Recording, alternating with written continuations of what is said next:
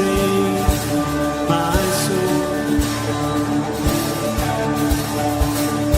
Freedom is all that I know. The old made new. Jesus, when I met you, you called my name, and I ran out of that grave, out of the darkness, into your glorious day. You called my name, and I ran out of that grave,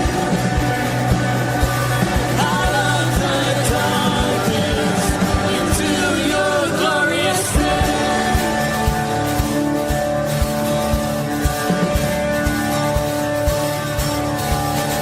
Now your mercy has saved my soul. Freedom is all that I know. The old made new.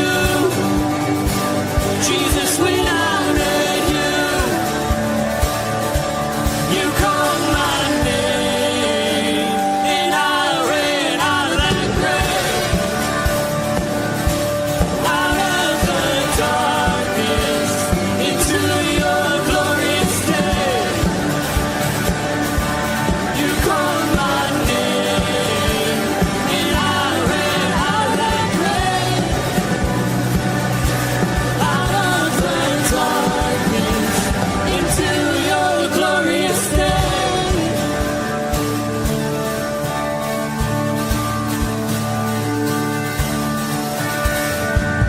I needed rescue, my sin was heavy, but chains break at the weight of your glory. I needed shelter, I was an orphan, now you call me a citizen of heaven. When I was broken, you were my healing, now your love is the air that I'm breathing. I have a future, my eyes are open, 'cause when you call my name, I ran out of that grave, out of the darkness, into your glorious day. You called my name, and I ran out of that grave, out of the darkness, into your glorious day.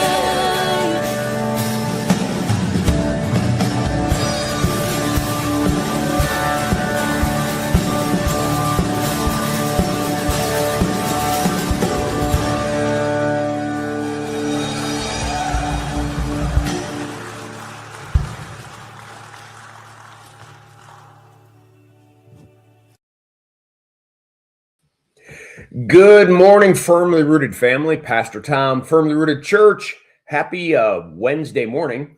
Woke up to sunshine. Looks like it's going to be sunshine most of the day. Might even get towards 50 degrees. Who knows? Who knows? But great to have all of you on board. Let's say hi to a few people, and then we're going to be looking at Joshua chapter 20. I'm out there, but besides me, there's Steve Giroux. Good morning, Chuck B. Good morning, gentlemen. Shalom. Ken Gooch. Good morning, fellow brothers in arms. Chris Connolly. Good morning. Brian Vlaming. Good morning. Bert Reggiani. Good morning. Let's see. Very good. Very good. Very good. I thought I saw my cousin, but I don't see him. All right. Very good. Let me pull up on the stage the reading, and we're looking at the cities of refuge. You know, here's one of those situations where we say the God of the Old Testament is like this judgmental, like ready to drill us into the ground, lightning bolts falling from sky. You know, as soon as we just think the wrong thing, he's going to slap us silly. The cities of refuge were created because, as you and I both know, there are deaths that are accidents. What I mean by that, they're not premeditated. Someone falls, saw a ladder breaks, an accident.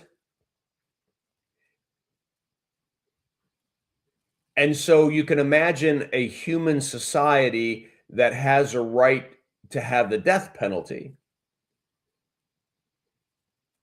Eye for an eye, tooth for a tooth, life for a life, in a way to keep order, in a way to deter violent crime.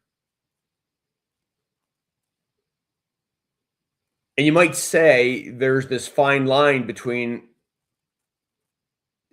at times, whether something's an accident or whether it was intentional, or that the sheer emotion of someone who lost someone wouldn't care about it being an accident and still would want the other person to be dead. So God created, back with Moses in the writing of the law, the cities of refuge, and now Joshua is putting them into place. So that's a long introduction to this reading. Then the Lord said to Joshua, say to the people of Israel, appoint the cities of refuge of which I spoke to you through Moses, that the manslayer, the person who strikes any person without intent or unknowingly, may flee there. They shall be for you a refuge from the avenger of blood, right? It's a city. There were these cities that were put in strategic places in the nation of Israel so that someone could run to them if somebody was trying to kill them, but they may have been involved in someone's death, but it was accidental. It's a place to flee and to be protected. They shall be for you a refuge from the avenger of blood. He shall flee to one of these cities and shall stand at the entrance of the gate of the city and explain his case to the elders of that city. Then they shall take him into the city and give him a place, and he shall remain with them. And if the avenger of blood pursues him, they shall not give up the manslayer into his hands, because he struck his neighbor unknowingly and did not hate him in the past. It wasn't premeditated, right? The whole point was it wasn't premeditated. Making sense? All right. And he shall remain in that city until he has stood before the congregation for judgment, a trial, until the death of him who is high priest at the time. These are different ways. He had to stay there until the judgment could be heard, until the death of the high priest took place. Then the manslayer may return to his own town and his own home and to the town in which he fled. So they set apart Kadesh and Galilee, in the country of Naphtali, Shechem. There's the list of all of the cities that they put them in. And these were the cities designated for all the people of Israel and for the stranger sojourning among them, that anyone who killed a person without intent could flee there, so that he might not die by the hand of the avenger of blood till he stood before the congregation. Notice that it was also for strangers. The children of Israel were always supposed to be a blessing to many nations, but boy, oh boy, when you start becoming religious, then you become black and white, kind of like the woman in Samaria. You say we should worship in Jerusalem, but we say we should worship here on the hillside. And Jesus says, man, there's going to be the day coming when you're just going to worship in spirit and truth. It's not about where you worship. Religiosity is a killer. All right. So God seems to be a little bit humane, even in the Old Testament, I guess, is my point in this reading. Let me see if anybody else came on board here at the end. Brian Vlaming says that they got heavy fog in Rochester. We're looking pretty good right now. All right, everybody, let's get back over here. Blessings on your day. Make it a firmly rooted day, and may someone see Jesus in us today.